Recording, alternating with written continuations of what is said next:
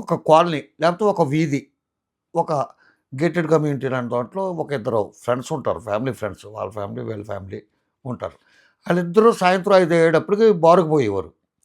బారుకు పోతే ఒకడు అర్ధరాత్రి 12 గంటలకొచ్చి ఆ మోటార్ సైకిల్ పార్క్ చేసుకొని పక్కనే పైకొచ్చి మెట్లెక్కి వచ్చి తలుపు దబదబా బాదుతూ, కాలుతో తంతూ, పెద్ద పెద్ద అరుపులు, కేకలు తీసినండి ఎంతసేపు పడతది అది తీయటానికి ఎంతసేపేంటే, అది ఇది అంటాం. అదంతా రోజు చుట్టుపక్కలోళ్ళకి కొంత డిస్టర్బెన్స్‌గా ఉండి, మర్నాడు ఎవరో ఆ రాత్రి పూట ఏం మాట్లాడకపోయినా మర్నాడు అమలక్కలు ఆ పనులు చేసినప్పుడు, ఈ పనులు చేసినప్పుడు పలానా దాని మొగుడు చాలా న్యూసెన్స్ చేస్తున్నాడే బాబు! ఆడిని ఎలా బరాయిత్తంది ఆవిడ అది ఇది అని చెప్పి అనుకునేవారు.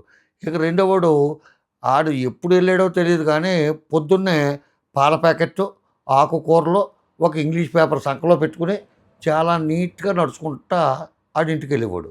అది చూసుకొని అమలక్కలంతా, అబ్బా! పలానా అమ్మాయి ఎంత అదృష్టవంతురాలు, ఎంత మంచి భర్త దొరికాడు. పొద్దున్నే వాకింగ్‌కెళ్ళి పాల ప్యాకెట్లు, ఆకుకూరలు, పేపరు కొనుక్కొచ్చిందండు అని చెప్పి అతన్ని అప్రిషియేట్ చేసేవారు. బయట కనపడేది అది.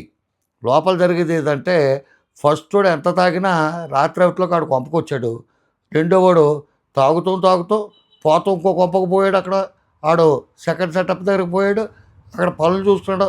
నిదానంగా తెల్లవారాక ఆడొచ్చాడు. ఆడు మంచోడయ్యాడు. ఈడు చెడ్డోడయ్యాడు.